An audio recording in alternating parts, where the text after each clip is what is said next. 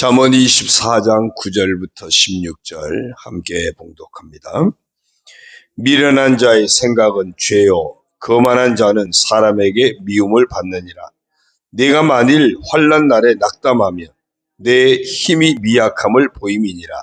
너는 사망으로 끌려가는 자를 건져주며 살육을 당하게 된 자를 구원하지 아니하려고 하지 말라. 네가 말하기를 나는 그것을 알지 못하였노라 할지라도 마음을 저울질 하시는 이가 어찌 통찰하지 못하시겠으며 내 영혼을 지키시는 이가 어찌 알지 못하시겠느냐. 그가 각 사람의 행위대로 보응하시리라. 내 아들아, 꿀을 먹어라. 이것이 좋으니라. 송이꿀을 먹어라. 이것이 내 입에 다니라. 지혜가 내 영혼에게 이와 같을 줄을 알라. 이것을 얻으면 정령이 내 장래가 있겠고 내 소망이 끊어지지 아니하리라. 악한 자여, 의인의 집을 엿보지 말며 그가 쉬는 처소를 헐지 말지니라. 대저 의인은 7번 넘어질지라도 다시 일어나려니와 악인은 재앙으로 말미암아 엎드러지느니라. 아멘. 할렐루야. 오늘도 주님과 함께 하시는 복된 하루가 되시길 주님의 이름으로 축원합니다. 오늘 정체성 선포 성경의 읽기는 레위기 22장 23장입니다. 22장 32절을 보니까 너희는 내 성호를 속되게 하지 말라. 나는 이스라엘 자손 중에서 거룩하게 함을 받을 것이니라. 나는 너희를 거룩하게 하는 여호와요. 하나님께서 우리를 하나님의 백성으로 구별해 주셨습니다. 거룩하게 하는 여호와라. 그러면 우리도 하나님의 이름을 함부로 우리가 욕되게 하면 안 됩니다. 또한 하나님께 속한 모든 것들을 우리는 거룩하게 구별할 줄 알아야 됩니다. 안식일을 지켜라. 그러니까 하나님 앞에 드려야 할 것들도 구별할 줄 알아야 되고 하나님 앞에 구별하여 드리는 시간도 구별할 줄 알아야 돼요. 예배를 구별할 줄 알아야 되고 우리가 물질도 구별할 줄 알아야 되고 우리의 삶도 구별할 줄 알아야 됩니다. 그래서 하나님 앞에 모여 예배하는 시간을 모임을 성회라고 이야기하고요. 하나님 앞에 드려져야 되는 것을 성물이라고 합니다. 그리고 우리를 뭐라 그러죠? 성도라고 합니다. 다 거룩하다, 구별됐다 그런 의미예요. 그래서 우리는 하나님 앞에서 구별된 것들을 구별할 줄 아는 사람이 되어야 합니다. 이렇게 한번 선포하겠습니다. 나는 하나님이 소중하게 여기시는 성물과 성회를 구별할 줄 아는 사람이다. 늘 하나님께 속한 것들을 구별할 줄 아는 그런 우리가 되어야 할 줄로 믿습니다. 오늘 잠언 24장 9절 이하 말씀을 보면요. 먼저 9절을 봅니다. 미련한 자의 생각은 죄요, 거만한 자는 사람에게 미움을 받느니라. 미련한 자, 가장 미련함이 뭘까요? 하나님을 하나님으로 인정하지 않는 것이 미련함입니다. 하나님이 없다고 하는 것이 미련한 것입니다. 하나님의 주인됨을 거역하는 그것이 바로 미련한 것입니다. 그래서 그 미련한 자의 생각은 죄라. 죄는 하나님을 거역하는 것이 죄예요. 하나님의 하나님 되심을 부인하는 것, 하나님이 내 인생의 주인 되심을 부인하는 것이 바로 죄입니다. 그러면 그 사람에게 나타나는 것은 당연히 하나님의 뜻에 불순종하겠죠. 죄악에 빠지게 됩니다. 그 사람은 뭐라 해서 거만하다 그랬어요. 거만한 자는 사람에게 미움을 받느니라. 이 거만하니까 하나님이 안 보이니까 하나님이 안 계시니까 아나무인이 되겠죠. 그러니 사람들에게 경우 있게 대하겠습니까? 사람들에게 겸손하게 대하겠습니까? 아닌 거죠. 아나무인이 돼서 사람들을 함부로 대하게 되고 함부로 행하게 되니까. 그러니 그 사람은 하나님 앞에서도 심판의 대상이 되겠지만 사람에게도 미움을 받을 수밖에 없는 겁니다. 우리 인생이 하나님의 하나님 되심을, 하나님이 오늘도 나의 주가 되시고 나의 아버지가 되심을 고백하는 것에서부터 우리의 삶이 출발해야 합니다. 그래야 내 삶을 늘 하나님 앞에서 살아가게 되니까.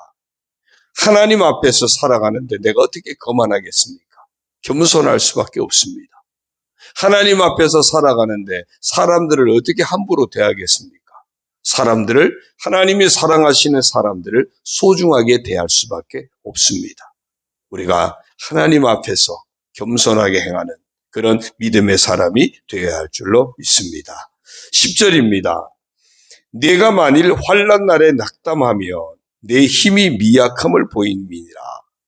이 환난에 대해서 10절은 환난 당할 때 내 자신의 모습을 돌아보게 하고요.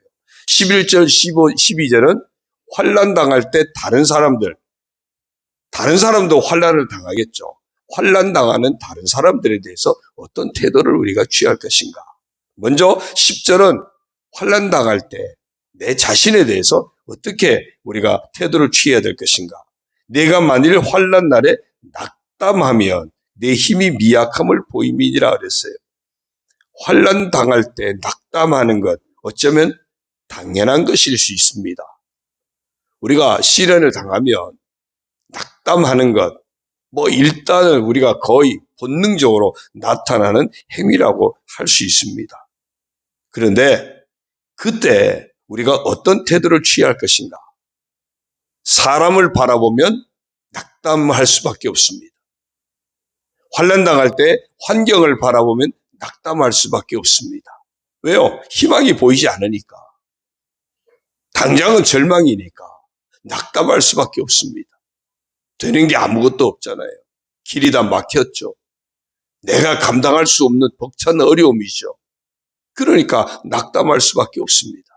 그런데 그 환난 당할 때 하나님을 바라보는 사람은 합력하여 선을 이루시는 하나님을 믿음으로 바라보게 되니까 그 환난 중에도 하나님이 일하실 것을 기대하고 하나님이 역전시켜 주실 것을 기대하고 또 하나님이 선을 이루실 것을 기대하고 하나님이 정말 이기는 자가 되게 하실 것, 반드시 복되게 하실 것을 기대하고 환난 중에 오히려 소망을 품고 기도하는 자가 되는 겁니다.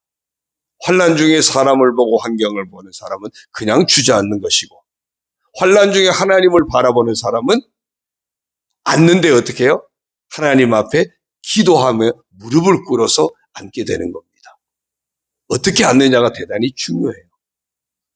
그냥 포기하고 털썩 주저앉을 것인가? 하나님 앞에 기도에 무릎을 꿇을 것인가? 환난 중에 이 두 가지가 하나예요. 그러니까 오늘 말씀해 보니까 뭐라 그랬죠? 환난 날에 낙담하면 내 힘이 미약함을 보임이니라. 그렇죠. 아유, 나 끝났네. 난 이제 아무것도 할 수 없네. 내가 뭘 해? 내 인생의 연약함 보이고 끝나버리는 겁니다. 그러나 하나님을 바라보는 사람은 내 인생에 힘이 없음을 알게 되니까 하나님을 의지하고 기도로 승화시키면서 헤쳐나가게 됩니다. 우리가 그런 믿음의 사람이 되기를 바랍니다. 11절 12절은요. 너는 사망으로 끌려가는 자를 건져주며 살육을 당하게 된 자를 구원하지 아니하려고 하지 말라. 사망으로 끌려가는 자, 살육을 당하게 된 자, 다른 사람이 지금 고통 속에 빠지게 된 거죠.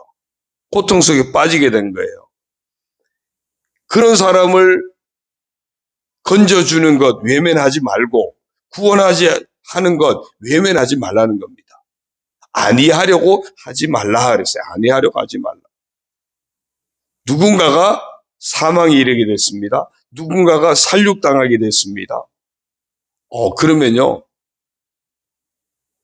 우리가 자칫 나한테 불똥이 튈까 봐. 그렇죠? 나한테 불똥이 튈까 봐 두려움에 빠지게 되면서 아유, 내가 괜히 남의 일에 끼어들어가지고 나한테까지 불똥이 튀면 안 되지. 나나 살고 살아야지. 나부터 살고 봐야지. 그래서 다른 사람의 불행에 대해서, 다른 사람의 아픔에 대해서, 특별히 다른 사람이 누군가에게 고통을 당하고 불의한 일을 당할 때 우리는 자칫 외면하기 쉬운 것이 어쩌면 인지상정입니다. 굳이 개입하지 않으려고 하는. 왜? 나하고 상관없는 일이니까. 나하고 상관없는 일이니까. 그런데 오늘 말씀에는요, 그렇게 생각하지 말래요. 그렇게 생각하지 말래요. 왜냐? 12절에 보니까 네가 말하기를 나는 그것을 알지 못하였노라 할지라도 마음을 저울질 하시는 이가 어찌 통찰하지 못하시겠으며. 그렇게 마음으로 재고 있는 것, 따지고 있는 것 하나님이 아신다는 겁니다. 내 영혼을 지키시는 이가 어찌 알지 못하시겠느냐? 그가 각 사람의 행위대로 보응하시리라. 근데 하나님이요, 그렇게 저울질하고 있는 마음 다 아신대요. 그래, 너 하나 살겠다고 외면해? 저 사람이 지금 고통에 빠져서 죽음에 이끌려가는데 너 하나 살겠다고 외면해? 뭐 그런 얘기가 있잖아요. 누군가가 밤길을 가다가 뭐 강도를 당했다든지 뭐 어떤 위험한 일에 처했을 때 사람들이 외면이 안 되잖아요. 왜? 혹시라도 내가 피해 볼까 봐. 그래서 다 이렇게 외면하고 모른 척 하는데 그때 불이야 그러면은 사람들이 다 뛰쳐나와가지고 다 본대잖아요. 왜? 불이 나면 누가 죽어요? 내가 죽을까 봐. 남이 죽는 거에 대해서는 그것도 내가 죽을까 봐 외면하다가 불이야 그러면 그 불에 또 내가 죽을까 봐 뛰쳐나오게 된다는 거예요. 어쩌면은 뭐 인지상정이죠. 우리 사람들이 거의 뭐 본능적입니다. 그런데 오늘 말씀에서는 야, 그 네 마음 하나님이 아신다. 네가 품고 있는 그 심보를 하나님이 아신다. 하나님이 그대로 갚아주신다 그랬어요. 그대로 갚아주신다. 내가 남의 불행에 대해서 외면한다면 내가 불행당할 때 하나님이 그대로 외면하실 수 있다는 거예요. 내가 누군가에게 도움을 줄 수 있는 기회를 외면하면 내가 도움이 필요할 때 하나님이 외면하신다는 겁니다. 심은 대로 거두신다는 거예요.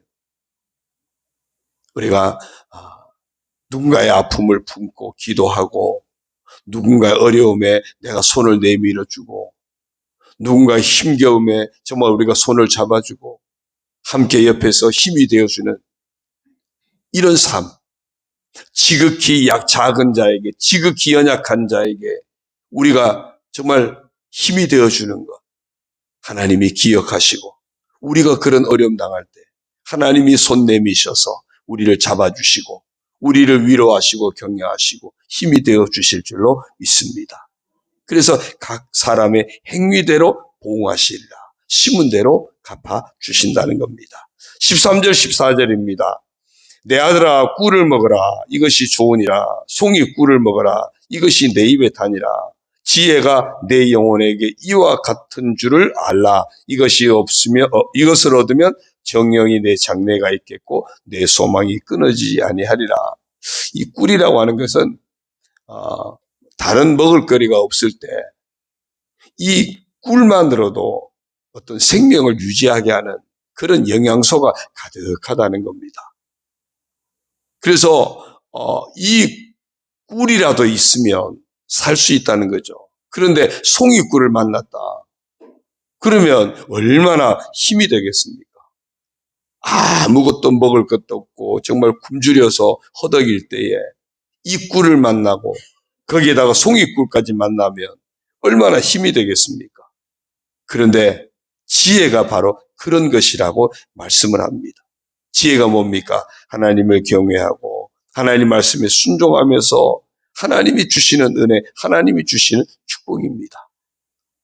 정말 영적으로 굶주리고 아주 삭막한 세상 속에서 기댈 것도 없고 의지할 것도 없고 소망 없는 그런 세상 속에서 우리가 살아갈 때 우리에겐 힘이 되고 능력이 되는 것은 바로 하나님을 경외함을 놓치지 않고 그럼에도 하나님 말씀 붙들고 순종하며 살아갈 때 하나님이 주시는 지혜의 축복이 바로 꿀과 송이꿀과 같다고 말씀합니다. 왜? 그것을 얻으면 꿀을 얻으면 먹을 것이 없는 데서 꿀을 얻으면 생명이 유지가 되듯이 지혜를 얻으면 내 장래가 있겠고 내 소망이 끊어지지 아니하리라. 우리의 영적인 축복, 영원한 축복이 우리에게 이어질 수 있다는 겁니다. 우리에게 날마다 믿음을 가지고 하나님을 경외하고 하나님께 순종하는 삶을 통해서 하나님 주시는 참된 생명의 지혜를 공급받는 우리가 되어져서 우리의 장래가 보장이 되어지는, 소망이 끊어지지 않는 영적인 축복에까지 이르게 되기를 주의 이름으로 축원합니다. 15절 16절입니다. 악한 자여 의인의 집을 엿보지 말며 그가 쉬는 처소를 헐지 말지니라. 16절을 같이 보겠습니다. 대저 의인은 7번 넘어질지라도 다시 일어나려니와 악인은 재앙으로 말미암아 엎드러지느니라. 아멘. 의인에 대한 하나님의 보호하심에 대한 말씀입니다. 악한 자여 의인의 집을 엿보지 말며 그가 쉬는 처소를 헐지 말라. 악한 자들에게 야, 너 함부로 의인의 집을 건드리지 마라. 의롭게 정말 착하게 선하게 사는 사람 건드리지 마라. 너 건드리면 가만 안 둔다. 뭐 그런 의미예요. 착각하지 말라는 겁니다. 그 말씀을 16절에서 딱 정리해서 하고 있어요. 대저 의인은 7번 넘어질지라도 다시 일어나려니와 네가 의인을 아무리 건드려도 그 의인은 반드시 다시 일어난다. 그런데 악인은 재앙으로 말미암아 엎드러지느니라. 너는 반드시 망할 거야. 그러니까 힘이 없다고 함부로 대하지 마. 착하게 살려고 하는 사람 함부로 건드리지 마. 네가 큰 코 다칠 거야. 착각하지 마. 여기서 7번 넘어진다는 얘기는요. 7이라는 숫자가 완전 숫자거든요. 완전히 망한다는 얘기예요. 그런데 대저 의인은 하나님이 구별하신 하나님의 사람은 완전히 망한 것 같지만 사람이 예수님을 어떻게 해요? 십자가 못 박여서 완전히 죽음으로 몰아넣어 버리잖아요. 완전히 망하게 한 겁니다. 그런데 안식구 첫날 예수님은 어떻게 하셨어요? 다시 사셨잖아요. 다시 일어나려니와. 그래서 8이라는 숫자가 부활의 숫자입니다. 8이라는 숫자. 그러니까 7번 완전히 죽여버렸어요. 완전히 멸망한 것 같아요. 그런데 다시 일어나려니와 하나님이 부활의 영광을 남겨주시고 부활의 축복을 주신다는 겁니다. 7.8기가 그거예요. 여러분, 진짜 누가 7.8기인가? 믿음의 사람은 7.8기입니다. 하나님의 사람은 7.8기입니다. 하나님의 사람은 세상의 약한 사단이 아무리 죽이려고 해도 완전히 망한 것처럼 끝난 것처럼 해버렸다 할지라도 그 속에 하나님의 생명이 있기 때문에 다시 살아나는 겁니다. 일어나는 거예요. 씨앗이 그냥 보면 이거 죽은 것 같잖아요. 아무것도 아니잖아요. 그런데 이 씨앗이 땅 속에 심겨져요. 그 속에서 썩어요. 완전히 죽습니다. 그런데 놀라운 것은 완전히 죽은데 거기서 싹을 틔우거든요. 하나님의 생명이 우리 안에 있으면 반드시 다시 일어나게 되는 부활의 영광이 이르게 되는 그것이 우리가 장차 누리게 될 하나님 나라의 축복인 줄로 믿습니다. 이것이 7.8개 축복이에요. 부활의 약속, 부활의 소망, 부활의 생명을 가진 오늘 우리들인 줄로 믿습니다. 그래서 다시 일어나려니와 이 은혜, 이 축복이 우리 가운데 늘 살아있기를 축원합니다. 그래서 말하는 거예요. 악한 자들에게 야, 너 착각하지 마. 네가 이긴 것 같아? 아니야. 너는 반드시 망해. 그렇지만 의인은, 내 사람은 반드시 다시 일어날 거야. 오늘 우리가 하나님의 사람으로 사는 것이 이렇게 영광스러운 것입니다. 이렇게 복된 것입니다. 너 하나님의 사람아, 오늘 우리에게 주시는 축복인 줄로 믿습니다. 이 축복을 의지하고 이 하루도 하나님께 영광 올려드리며 하나님 경외하고 하나님 말씀 품고 오늘도 믿음으로 행하는, 때로 환난 중에 있다 할지라도 낙담하지 아니하고 하나님 의지하고 다시 일어서는 그런 복된 믿음의 사람으로, 또 주변의 연약한 자들을 외면하지 않고 손 내밀고 힘이 되어주고 격려하면서 함께 더불어 하늘의 소망을 품고 나아가는 이 하루가 되기를 주의 이름으로 축원합니다. 기도드립니다. 하나님 아버지 고맙습니다. 저희들을 예수 그리스도로 말미암아 이제 하나님의 자녀로, 성도로 구별하여 주시니 감사를 드립니다. 하나님의 사람 되어 살아가게 하시니 감사합니다. 저희도 이제 하나님 앞에 영광 올려드리는 그런 삶으로 우리의 삶을 구별하게 하시고 우리의 몸을 구별하게 하시고 하나님 앞에 구별하여 드릴 것들을 정말 우리가 속되게 여기거나 훼손하지 않도록 온전히 구별하여 드릴 줄 아는 그런 지혜로운 믿음의 사람, 성도의 삶을 감당하게 하여 주옵소서. 죄와 죄악의 유혹에 넘어지지 않게 하여 주시고 환난 중에도 하나님 의지하고 믿음으로 헤쳐나가게 하여 주옵소서. 고난당하는 이웃들을 외면하지 않고 사랑의 손길을 내밀 줄 아는 그런 지혜로운 믿음의 사람 다 되게 하여 주옵소서. 아버지 하나님, 하나님의 사람은 7번 넘어질지라도 다시 일어나게 하심을 믿습니다. 하나님의 생명을 소유한 자이기 때문에 반드시 다시 일어나게 되는 부활의 소망을 가진 복된 자가 되게 하시니 감사를 드립니다. 아버지 하나님, 오늘 하루도 살아갈 때 정말 하나님께서 주신 이 부활의 약속, 부활의 소망을 품고 담대하게 믿음을 지키면서 담대하게 정말 세상을 이기며 살게 하여 주시고 또한 하나님의 주신 사랑을 품고 사랑을 실천하며 사랑의 손길을 내밀며 살아가는 그런 복된 믿음의 사람 다 되게 하여 주옵소서. 하나님의 사람다움을 놓치지 않는, 성도다움을 놓치지 않는 그런 깨어있는 그런 신실한 믿음의 사람 다 되게 하여 주옵소서.